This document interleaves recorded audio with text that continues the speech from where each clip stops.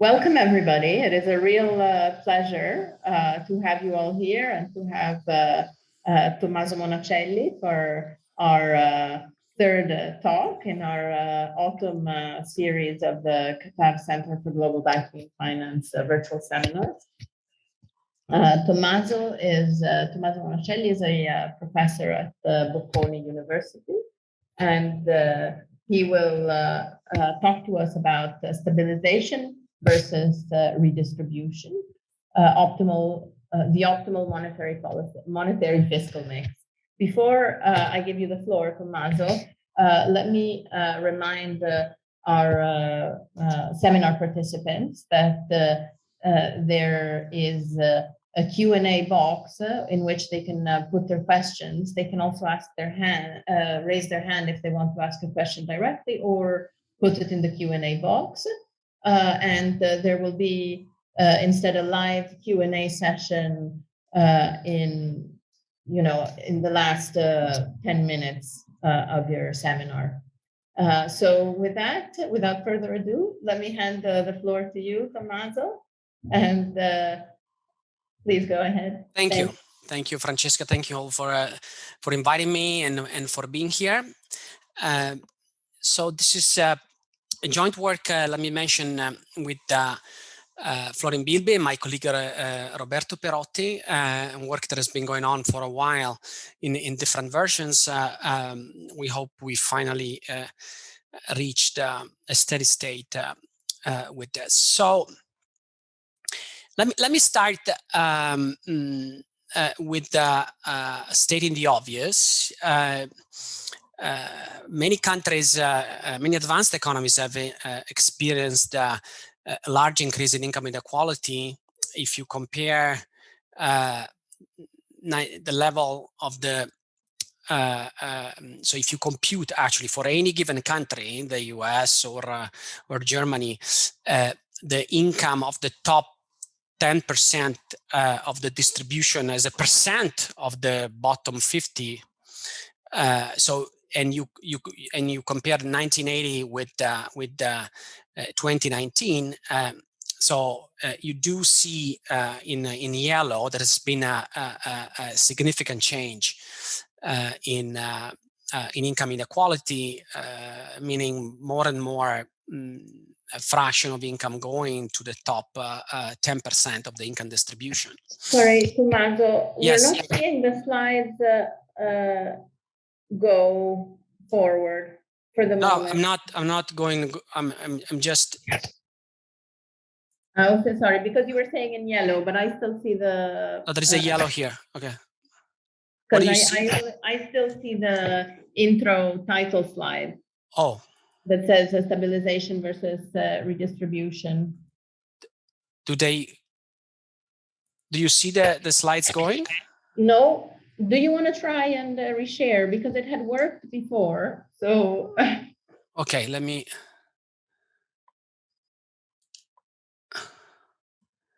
All right. So let me share again.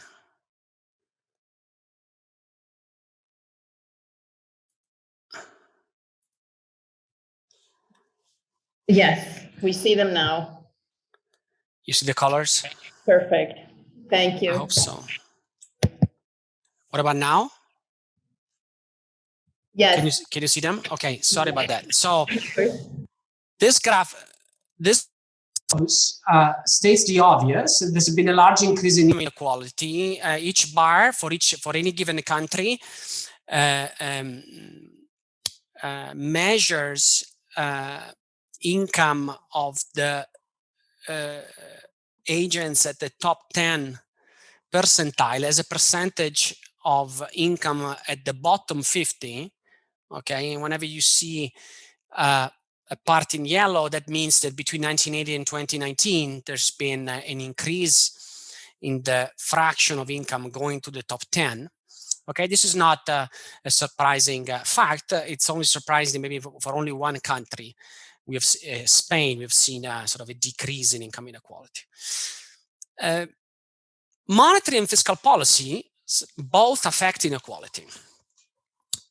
So that is the first step into the kind of reasoning that I want to do.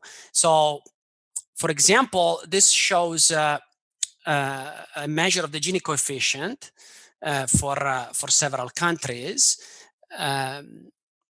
The bar in blue shows market income, the bar in yellow disposable income, right, as a result of so Gini coefficient in market income, okay, Gini coefficient in disposable income, measured based on disposable income. And so this shows, you know, a reduction for all countries in the Gini coefficient whenever you know, taxes and transfers are taken into account. So fiscal policy does reduce inequality. There is also a lot of interest more recently in the role that monetary policy has on inequality. So this question can be tackled from different perspectives. This graph, again, the source of all these graphs is from a very interesting recent contribution at the ECB. So the picture shows the impact on household income for different deciles of the distribution, okay, of the income distribution, and shows that monetary policy in the form of monetary policy easing can have an impact on household income, mostly at the low end of the income distribution, and mostly, you see the blue part, mostly through a fall in unemployment. So it is mostly an indirect, let's say, general equilibrium effect through which monetary policy is able to affect income inequality, essentially at the low end of the income distribution, and essentially by reducing unemployment. So the perspective, so this sets the stage for our work in the following sense. So in this paper, we look at the reverse channel. So we don't ask the question of how policy can affect inequality, but we sort of study, and in a normative way, we study the opposite or reverse channel. So how does inequality affect stabilization policy? How does inequality affect optimal stabilization policy? Right, and this can be done. Using the perspective of a standard representative agent macro. But if the perspective of a representative agent macro were taken, right, there will be two main implications of that. Within a standard model embedding the assumption of a representative agent, there would be a stark separation between monetary and fiscal policy. To start with, that is typical of the standard representative agent New Keynesian model. That is typically sort of the workhorse model adopted in many central banks for the analysis of stabilization policy. And in that kind of modeling, there will be no role for inequality, no role for inequality affecting stabilization policy. What I will try to convince you instead, although sort of in a brief way, is that in a model with heterogeneous agents, monetary and fiscal policy are in fact inherently intertwined. Okay, so when it comes to stabilization policy, it is impossible to distinguish or to analyze monetary and fiscal policy in an orthogonal way. And second, in that type of heterogeneous agent macro modeling, inequality per se changes the principles of stabilization policy. So this is basically the main points you want to drive home. I want to drive home with this talk, you know, regardless of the many details of our work. let me skip the literature. So I'm going to start with a very brief setup of the model where this proposition, let me go back, can be established. So in a model with heterogeneous agents, stabilization policy has monetary and the fiscal side being completely intertwined, and in the way that I will try to illustrate. And second, so this is number 1 point, and number 2, that inequality affects the basic normative principles of stabilization policies. And again, I will try to convince you how and why. So we need a framework, right? We need a basic setup to set the stage, and I will go through that in the next 5 to 10 minutes. Then what I will do, so this is what I'm going to do first. Then I will skip this part, and I will jump into a more general description of an economy with heterogeneity, and where there is a meaningful role for government spending,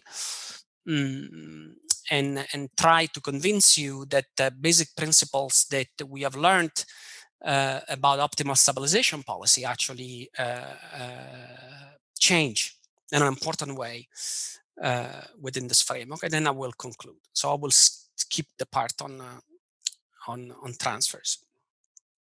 Anyways. So that was a very general introduction. So let me now be more specific about the kind of general theoretical framework we have in mind, which is very simple. It is in the tradition of what nowadays people define as two agents or two agents New Keynesian models. So there's a continuum of households with the measure 1. That's sort of a key element of the model, where a fraction 1 minus lambda are standard permanent income agents, and a fraction lambda of the continuum are agents that we defined with the letter H as hand to mouth. Basically, for those who are not familiar with this simple framework, think of this as a distinction between agents with the high marginal propensity to consume and agents with a marginal propensity to consume in line with the standard permanent income agent. The underlying framework, so, is a two-agent New Keynesian model where agent J of type J, either hand to mouth or permanent income agent, S stands in equilibrium for savers, they derive utility from government spending. Okay, and then from utility from consumption, this utility from labor, and consumption is the typical bundle of differentiated goods, as it is typical in a standard New Keynesian environment. So there is a normative rule that dictates how much government spending those agents would like to have, precisely because government spending is in the utility function, and that, in the absence of frictions, is dictated by what we call a Samuelson rule, that basically says that optimally the marginal utility of private consumption should be set equal to the marginal utility of public consumption. But of course, in a second best environment with frictions, there will be deviations from this standard rule. Okay, so another way of saying what this economy is, think of two groups of household, H and S. Okay, and think of financial markets being complete within each household, within each group of agents, but incomplete across. Okay, so risk can be shared and pooled within each group of agents, but not across agents. The H agents are agents that derive income from labor income. They are taxed, and they get a share of profits where DT is transfers of firms' profits. Remember, there are profits because this is an environment with monopolistic competition. But these agents are hand to mouth for the simple reason that they don't have access to financial markets. Agents of type S are standard agents. They can borrow and lend. They also work, okay, and they get their share of profits. Profits are taxed at the rate tau d. So I will come back to the relevance of the taxation of profits in this environment. There are standard conditions for labor supply and for the intertemporal consumption choice by the savers. So that's a standard consumption Euler equation for the S agents that is standard and doesn't deserve particular comments. Firms, the firms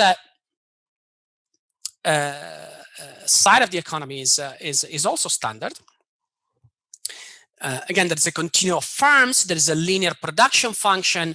Each firm produces a differentiated good, I indexed by I, and there are costs of adjusting prices, okay, of the quadratic type. So in this environment, the real wage is also in this environment with the linear production function. The real wage is also the marginal cost of production, and it is equal across firms.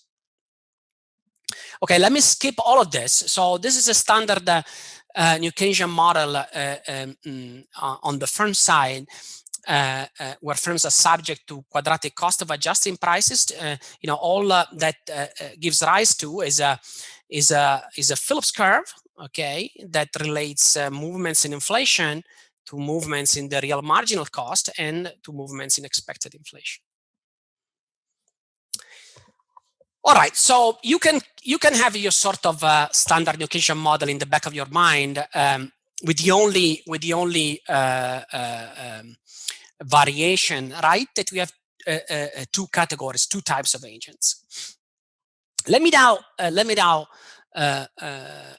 think about the steady state.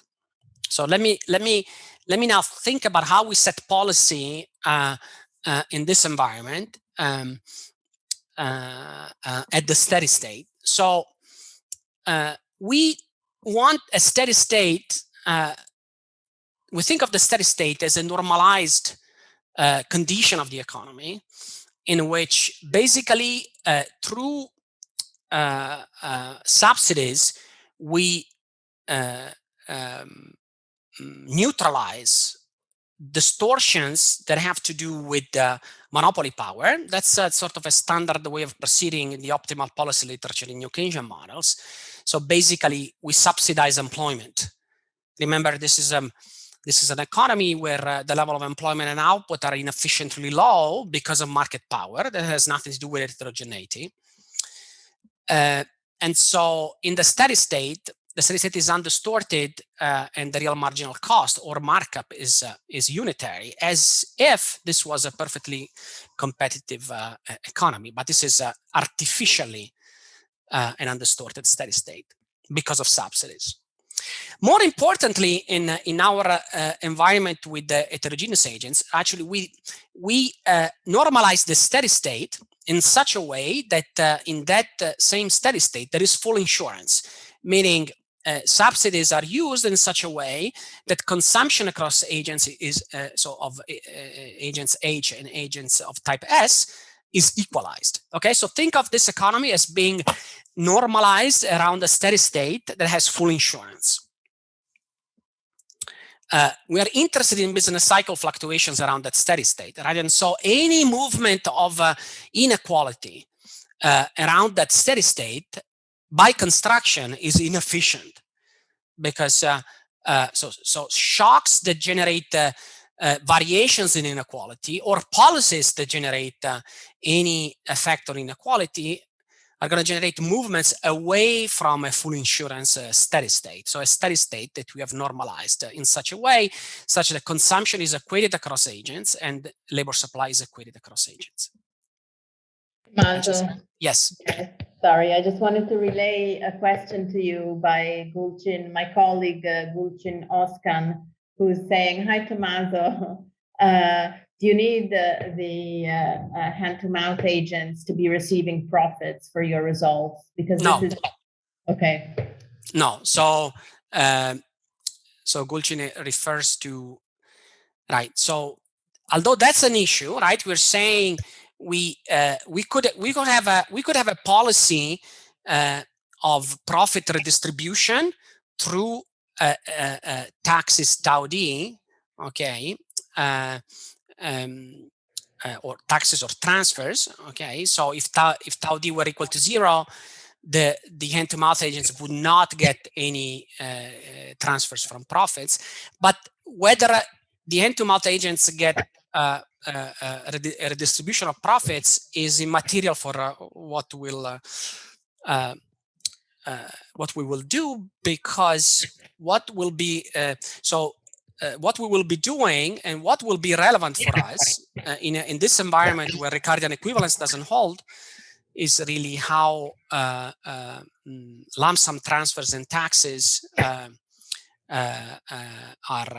allocated across, to finance government spending, are allocated across agents. So this is immaterial for our results. So how profits are redistributed. It is well known, though, that it is not immaterial in the context of these models for a bunch of other results. Okay, so whether profits are or are not redistributed to hand-to-mouth agents. But this is an important question. Thanks. Okay.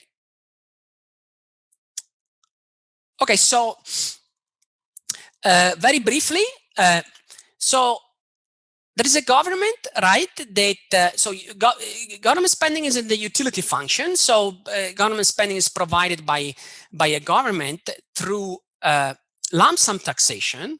Okay, but the key issue, of course, here that who is bearing the cost of financing government spending, right, matters. Okay, so here we're not dealing with issues of government debt. Okay, for those who are interested in the analysis of government debt and the equivalence or lack thereof of government debt with the redistribution, I can refer to sort of a previous paper of ours where we specifically analyze the role of government debt. So here we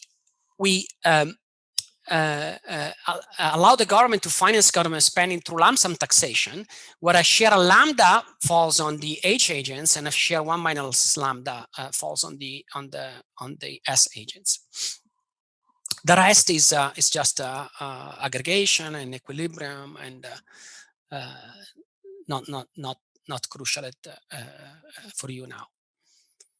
Okay, so as promised, I'm going to go directly to the more to the part concerning government spending, if this works, but it doesn't. So let me. Oh, here we go. Yes. All right. So if there's no questions on the general setup, right? As said, the government needs to finance spending via lump sum taxes, but again, Ricardian equivalence doesn't hold. Who bears the cost of taxation in this environment, whether it's high MPC agents or low MPC agents, makes an important difference.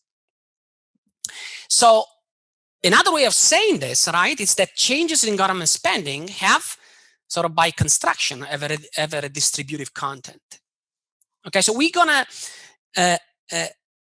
call alpha the share of taxes paid by the high MPC agents, okay, or a hand-to-mouth, whereas the type S agents bear the 1 minus alpha remaining fraction.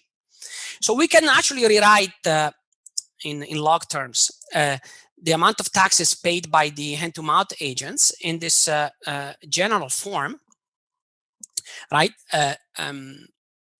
Where one part is captured by the amount of government spending that is needed, right? But another part has to do with the redistribution, and the factor, the loading on total taxes, okay, paid by the hand-to-mouth agents depends on the relationship between these two key parameters.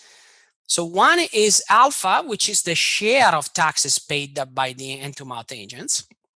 So very simply, if alpha is equal to 1, we're equal to 1, okay, that would mean that the hand-to-mouth agents pay 100% of taxes to finance spending. Sorry, not alpha equal to 1, sorry, but if alpha was equal to lambda, okay, alpha equal to lambda, whereas where lambda is the share of hand-to-mouth agents. So if the share of taxes was perfectly uniform relative to the share of hand-to-mouth agents in the population, okay, alpha would be equal to lambda, so this term would be equal to 1, okay, and so basically the amount of taxes paid by the hand-to-mouth agents would be exactly proportional to the amount of government spending. But to the extent that alpha differs from lambda, so alpha could be actually greater than lambda, so the share of taxes paid by the hand-to-mouth agents could be greater than the share of hand-to-mouth agents in the population. To the extent that alpha is different from lambda, so movements in overall taxation will have a redistributive content. In one case, alpha greater than lambda, we would speak about progressive tax system, okay, whereas sorry, not progressive, regressive tax system, meaning no, sorry, progressive. We name it progressive. So when the share of taxes paid by the H agents is greater than the share of the population, and the other case we call it regressive. But anyway, the key, we've been criticized for the labeling of this tax systems, of tax schemes, right? The key element is whether there are deviations from uniform taxation, so meaning whether the share of taxes paid by the H agents is greater or smaller than their share in the population. Okay, so the bottom line of this slide, right, is that movements in government spending needs to be financed by taxes, okay? But depending on whether alpha is greater or smaller than lambda, there can be a redistributive content of changes in government spending. All right, so given the structure of taxation, okay, which is very general, we can now think of how the economy behaves if we remove any friction related to price stickiness. Right? That can be done by looking at the natural level of output, and so we can write that in this context that the consumption of the hand-to-mouth agents, it's actually proportional to two parts. Okay, so one part is the extent to which consumption of the hand-to-mouth agents, reflects aggregate consumption or aggregate income. Okay, so this component here has been widely studied in the recent Hank literature, heterogeneous agents New Keynesian literature, because basically through this elasticity chi, this component reflects how much income of the high MPC agent is sensitive to aggregate income fluctuations. Okay, so depending on whether chi, this parameter chi is greater or smaller than 1, we could have that periods of expansions are actually followed, if chi is greater than 1, by more than proportional increases in consumption of the high MPC agents, or by periods of less than proportional increases in consumption of the hand-to-mouth agents. The second part here is specific to our environment, and it reflects movements in the high MPC consumption that have to do with government spending. But why is there this connection between aggregate government spending and consumption of the hand-to-mouth agents? Precisely because there is a redistributive content of changes in government spending, because variations in government spending need to be financed, and depending on alpha and lambda, so depending on whether alpha is depending on the share of taxes paid by the hand-to-mouth agents relative to the share in the population, right? An increase in government spending can either increase or decrease consumption of the hand-to-mouth agents. So the mechanism works from government spending to consumption of the hand-to-mouth agents, and that goes through redistribution. Okay, and the redistribution has to do with the tax scheme that is in place. Okay, so and it has to do with whether taxes are disproportionately paid by high MPC agents as opposed to permanent income agents. Okay, so. And since there is this connection between government spending, because of the financing of government spending and consumption of the MPC agents, there is a connection between government spending and inequality. We define inequality as the difference between the consumption of the two agents, the S and the H type, and we can see that movements in inequality are related to two main terms. So one is aggregate income, okay? And so movements in aggregate income and aggregate consumption, so aggregate demand, affect inequality through an elasticity that has to do with this parameter chi. Okay, so depending on whether chi is greater or smaller than 1, movements in aggregate consumption can either increase or decrease inequality. It all depends on whether the elasticity of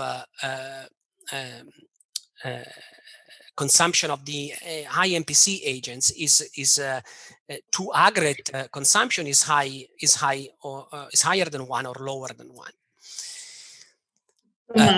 Yes. Hi, sorry, there's a question from the floor. Riccardo wanted to ask a question. He has his hand raised. I think, Riccardo, now you should be able to ask your question. Riccardo Mazzolo. Sure, thanks. Yeah, just a question on, I was just wondering to which extent the results you're showing depend on the effect of government spending on aggregate demand and crowding in and crowding out and whatnot, rather than having government spending directly in the utility function.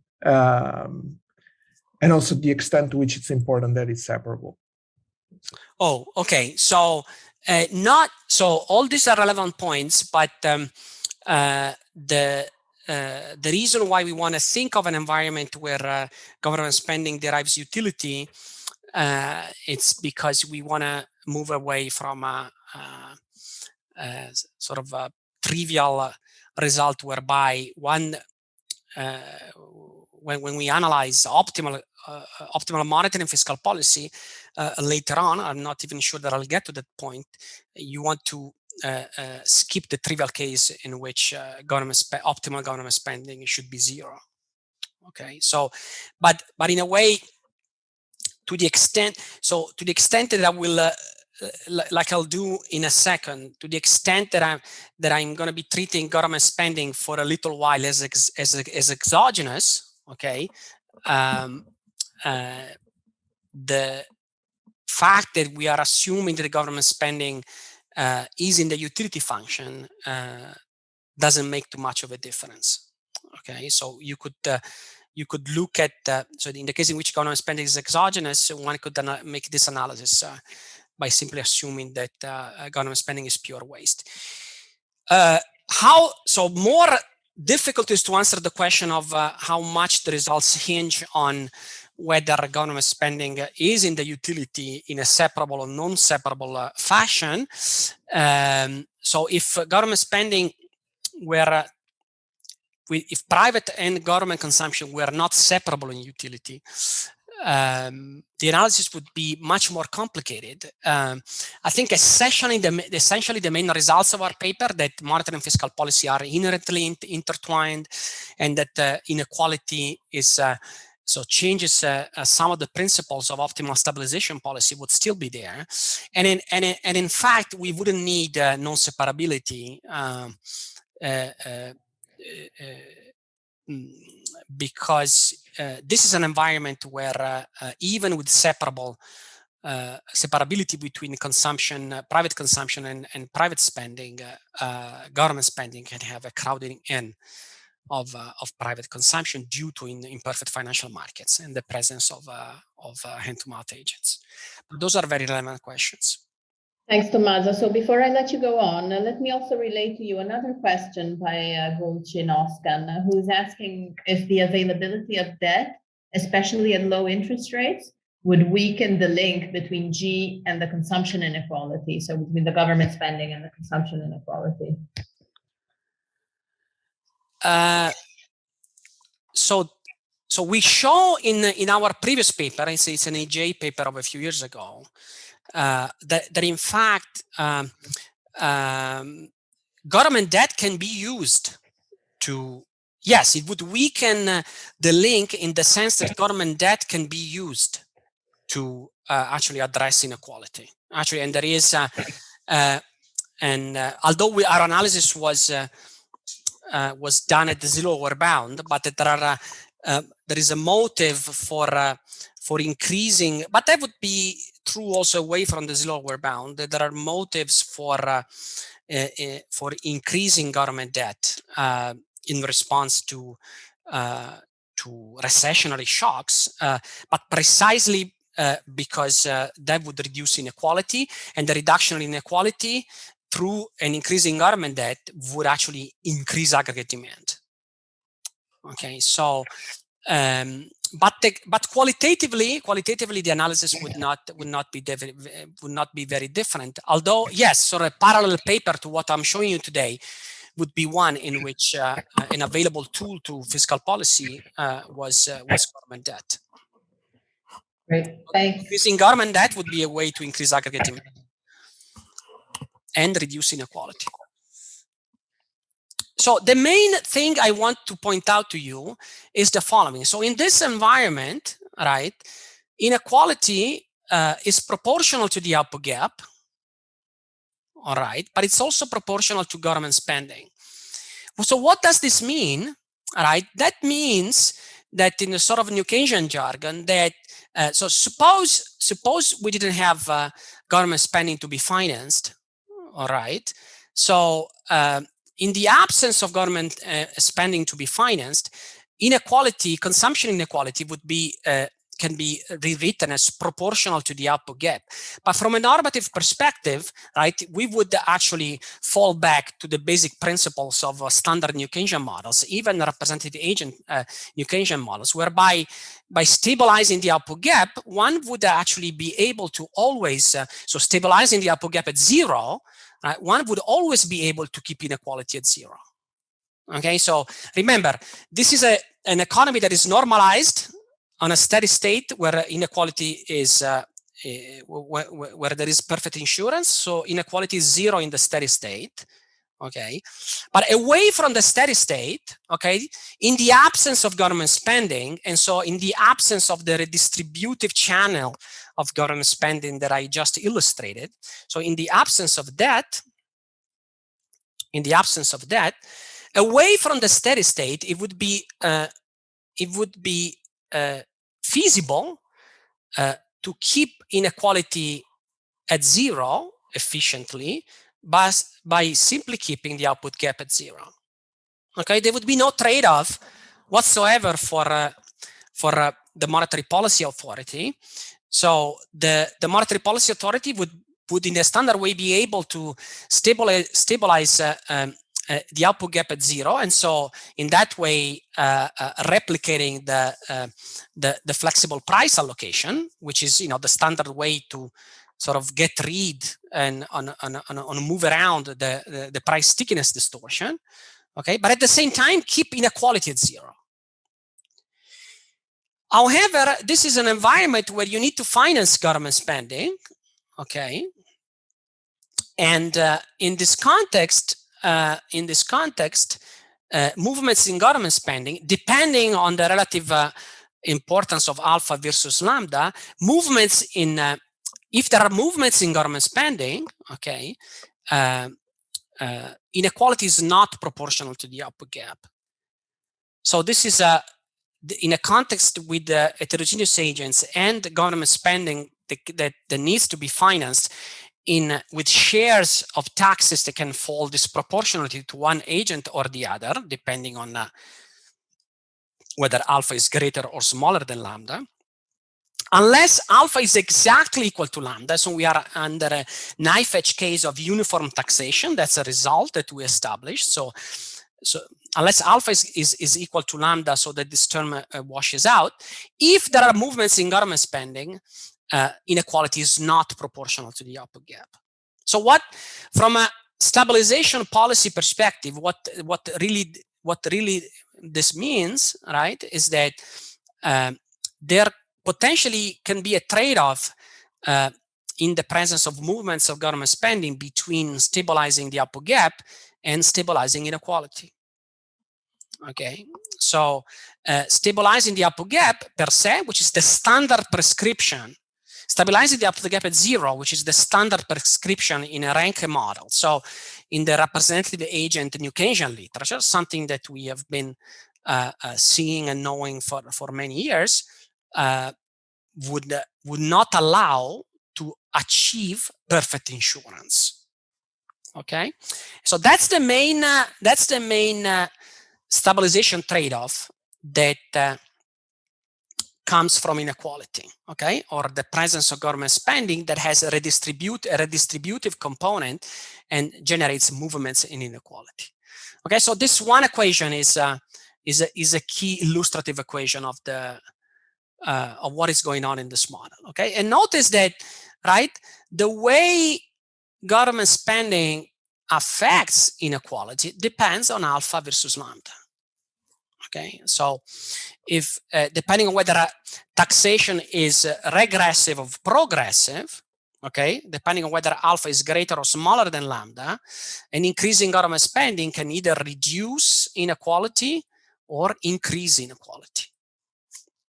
Again, it all has to do with the underlying taxation scheme, okay, over which we are not going to optimize. Okay, we're going to take as given whether alpha is greater or smaller than lambda.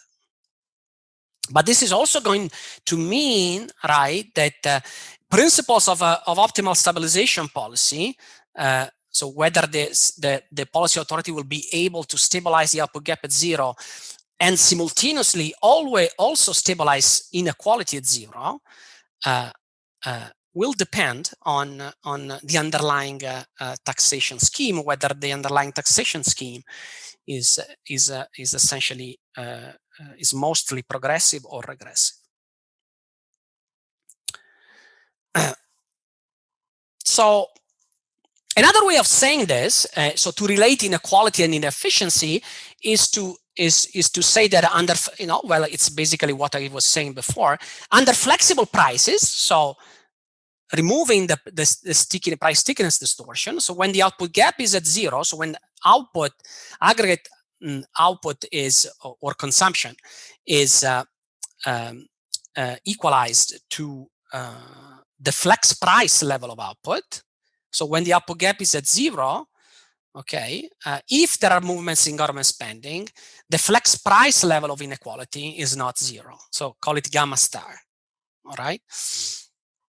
An increase in public spending together with the transfer to H agents. So whenever alpha, the share of taxes paid by the H agents is smaller than the share in the population, think of that as a transfer to H agents. So an increasing government spending is financed proportionally more with taxes on the permanent income agents, the rich guys. Okay, so an increasing government spending, basically, when alpha is smaller than lambda, implies a transfer in favor of the H agents.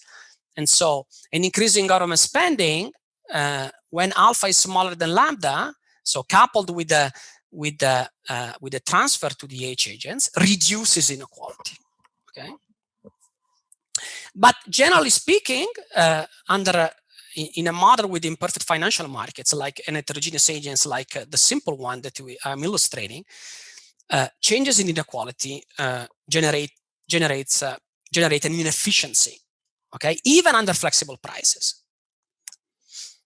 So that's the main concept that we have to bear in mind in studying optimal stabilization policy. So there is going to be a tension, right, between achieving perfect insurance and achieving stabilization of the output gap at zero. If there is government spending to be financed, okay, because if there is, let me say this once again, because if there is government spending to be financed, someone has to bear the cost of this taxation, okay. But regardless of whether the cost is proportionally more on the H agents as opposed to the S agents, there will be movements in inequality even under flexible prices.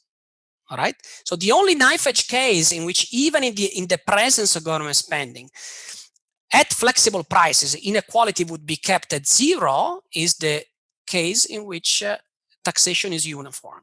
Okay, neither regressive nor progressive. So the share of taxes paid by the hand-to-mouth agents is exactly equal to the share of hand-to-mouth in the population. Okay, in that case, this parameter alpha is equal to lambda, and so even if there are movements in government spending, there is no implicit redistribution going on, either transfers in one direction or the other direction, and so under flexible prices, inequality can be kept at zero when alpha is equal to lambda. But in the more general case, if there is government spending to be financed, inherently there is a redistribution channel going on, and so there are movements in inequality, okay, even under flexible prices. But remember, these are movements away from the steady state, and the steady state has perfect insurance, and so movements of inequality away from the steady state are inefficient. Okay, so the main policy problem now, differently from the standard representative agent New Keynesian model, is how to, in a second best world, handle optimal movements in the output gap and inflation on the one hand, and movements in inefficient movements in inequality.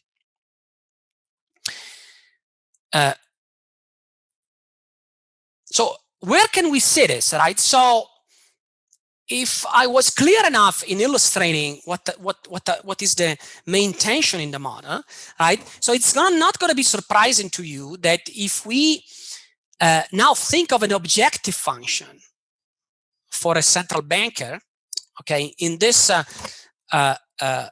stylized model, but rich enough to capture a series of important elements, right? That welfare objective approximated to second order, just to make it easy to understand, is going to have the following form. Okay, so welfare losses in this model will be made of two main components. The first component is proportional to inflation. There are welfare costs from movements in inflation, quadratic welfare losses that have to do in a standard way with the fact that there are costs from price stickiness. Okay, so inflation has real costs in this model, like in any standard New Keynesian model. This is rewritten differently, is the output gap. Okay, Sorry for my notation. Oops. This is the output gap. Second term. And the third term is proportional to government spending. Okay. All these three elements are standard. Okay. They don't, they're not specific to this environment with two agents, with heterogeneous agents. Government spending is shows up in the welfare loss for the central bank. Why? Because government spending provides utility. So think of G tilde as movements away from the Samuelson rule. Okay, so there are costs of government spending, of deviating from the optimal level of government spending dictated by the Samuelson rule. Okay, but term number 1, number 2, and number 3, okay, would be basically identical with tiny variations in a standard New Keynesian model with a representative agent and government spending in the utility function. All right. Tommaso, Again, sorry, yes. let me just ask you something. So there are a couple of questions, Yeah. and we are getting close to the end. Yes. So I just wanted to know, do you want to just wrap up in 3-4 minutes and then take the other 2 questions later, or do you rather take them now and then? Probably it's best if I try to wrap up in okay. 4-5 minutes. 4 okay. minutes. Okay. Okay. Perfect. So equation number 1 captures the main element of our policy environment, right? Again, the first terms number 1, 2, and 3 are not new. Okay, let me again clarify why there are costs of quadratic fluctuations in government spending. This is because G tilde captures deviations from the Samuelson rule. So there are welfare losses of setting government spending per se away from the Samuelson rule, okay? But there could be a good reason if G is endogenous, okay? What is really typical of our tank structure is the last term. So there are welfare losses, quadratic losses from movements in inequality, okay? Remember, because this is a welfare objective, quadratic welfare objective for the central bank approximated around the steady state, okay? And so the steady state is normalized in such a way that there is perfect insurance. So movements of inequality away from the steady state, quadratic movements of inequality away from the steady state are costly, okay? So so this is the welfare loss that the central bank that represents the policy objective of the policy authority in this environment. So the main lesson of this environment, right, is that you cannot, in this context, simultaneously stabilize inflation and the output gap at 0, okay, which is the standard prescription of a New Keynesian optimal policy problem under a representative agent. You cannot simultaneously stabilize inflation and the output gap at 0 and simultaneously stabilize inequality at 0. If, as I was saying before, if there are movements in government spending. So this is another way of rewriting what I was saying before. The first terms are isomorphic to a rank model, a representative agent New Keynesian model, but there are losses from movements in inequality. Okay, but this per se, let's be clear, it doesn't tell you that there is a trade-off. Okay, it could be perfectly feasible for the policy authority to actually stabilize inflation at 0, simultaneously the output gap at 0, and simultaneously inequality at 0. Now this is just simply gamma t rewritten as a function of the output gap. But what I illustrated earlier, right, is the basic principle that even under flexible prices, even if there are movements in government spending, all right, there will be implicitly channels of redistribution across agents, okay, depending on whether alpha is greater or smaller than lambda, all right? And so even under flexible prices, okay, movements in government spending are going to generate inefficient movements in inequality away from the steady state. Okay, and so achieving a zero minimization of this welfare loss is unfeasible. It's impossible for the central bank to simultaneously reach zero inflation and zero output gap and zero inequality if there are movements in government spending. That's the first important change in the stabilization principles that we reach in this context.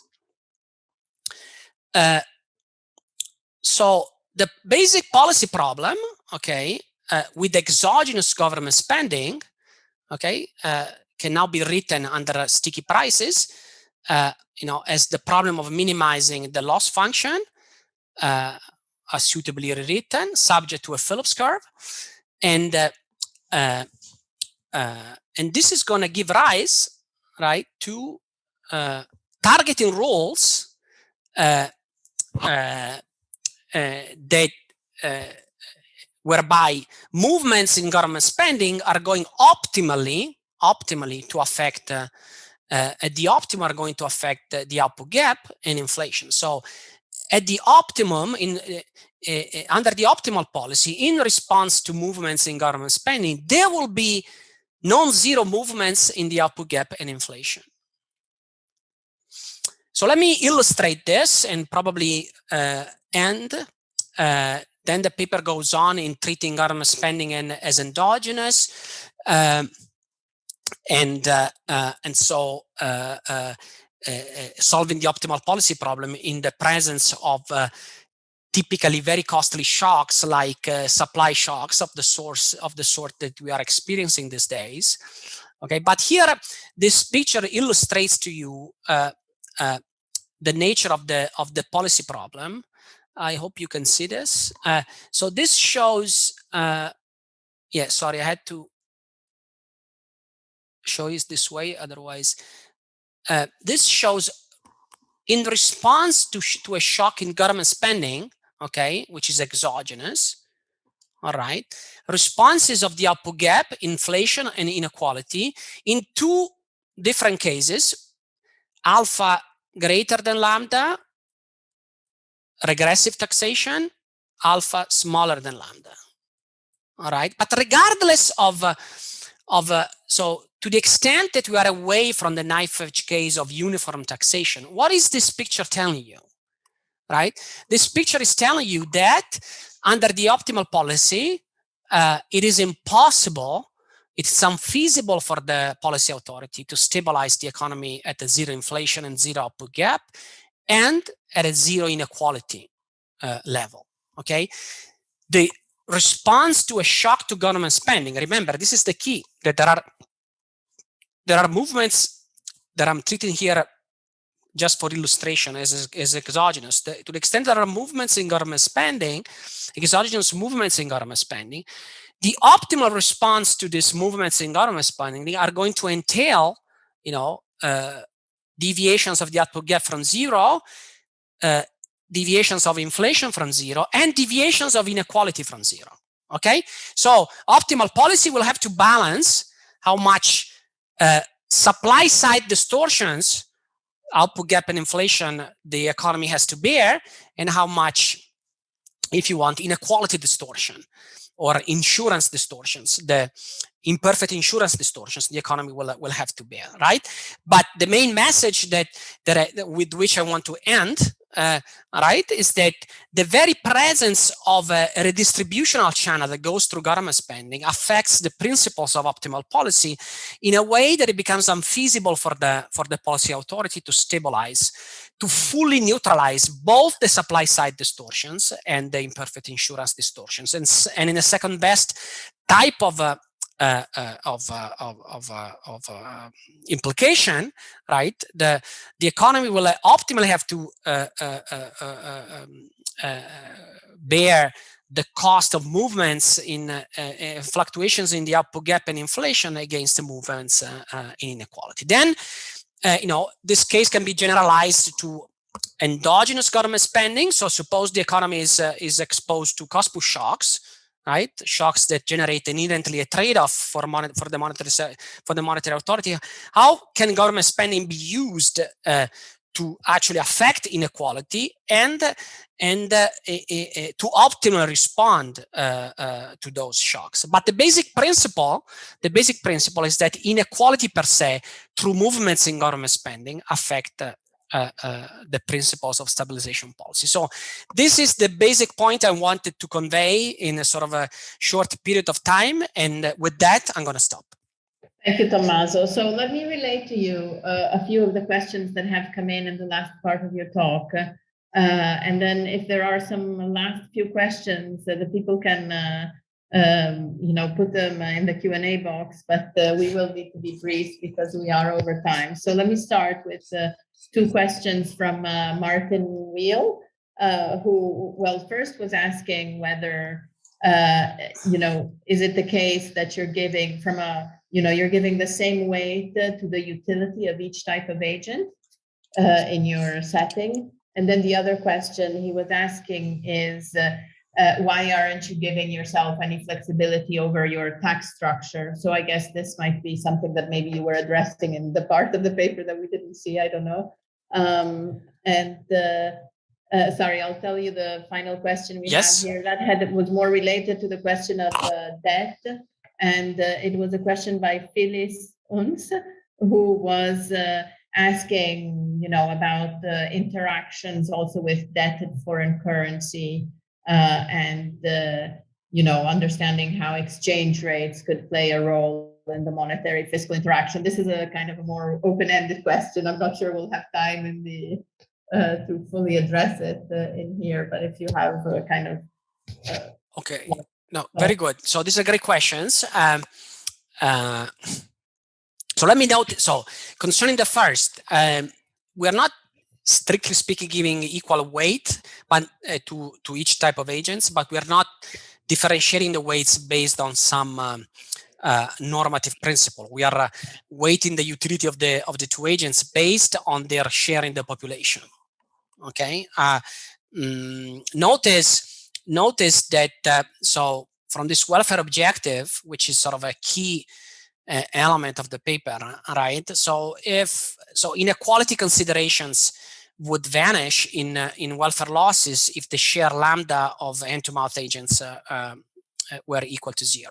Okay, so it really has to do with the share in the population, but we're not optimizing over the socially optimal weight to be given to each category of agents, although that could be done, but would sort of make the analysis much more blurred and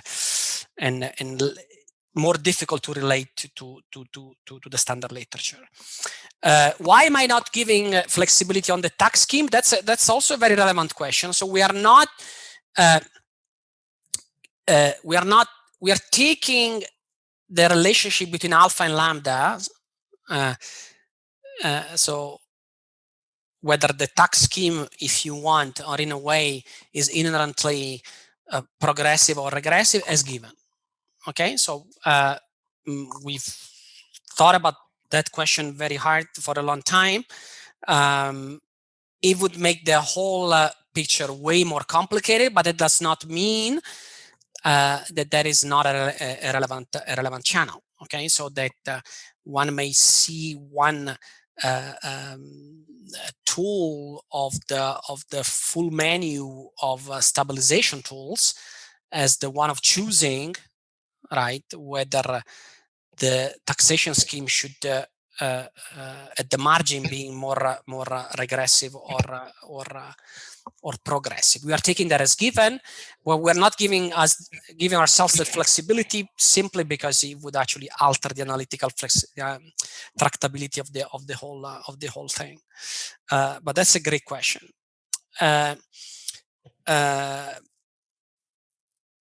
Because this is also true, because in a way, if you think of the horizon of stabilization policies, policymakers typically don't really change the degree of progressivity of tax systems in the short run. Okay, we take that as given, but given that we assign the policymakers sort of the typical horizon of monetary policy of central banks. And so it is as if we are saying that central bankers are taking as given whether the taxation scheme underlying in the economy is more or less progressive. Concerning debt, okay, so this is a closed economy. So there could be very important redistributive issues that have to do with the different. So if in this economy, agents could hold portfolios of currency denominated debt, okay, exchange rates per se would have very important redistributive implications. Okay, I thank you for that question, because it's sort of a high in my agenda of research. Right, movements in exchange rates have very important redistributive effects depending on the underlying structure of the portfolio of different categories of agents. Actually, that's a fairly under-researched question, which should actually be studied starting from evidence in microdata on which agents actually do hold which typology of assets. Okay, but of course, to the extent that exchange movements have a redistributed content, so a question that has been really not analyzed much so far. Well, monetary policy per se has a very important redistributive channel through exchange rates. Okay, and so that would be another, regardless of government spending, that would be another channel through which monetary and fiscal policy would be inherently intertwined, and novel trade-offs would arise on top of what we are doing here. Great questions. Thank you. Thank you, Tommaso, and thank you all for participating in the talk. So before I wrap up, let me remind you that our next talk will be with Egon Sakracek on the 8th of November. And, thank you all. Thank you, especially Tommaso, for the... Thank you all. Thank you very much for the invitation. Thank you, Francesca. Good to see you. Bye-bye. Bye-bye. Bye. Bye.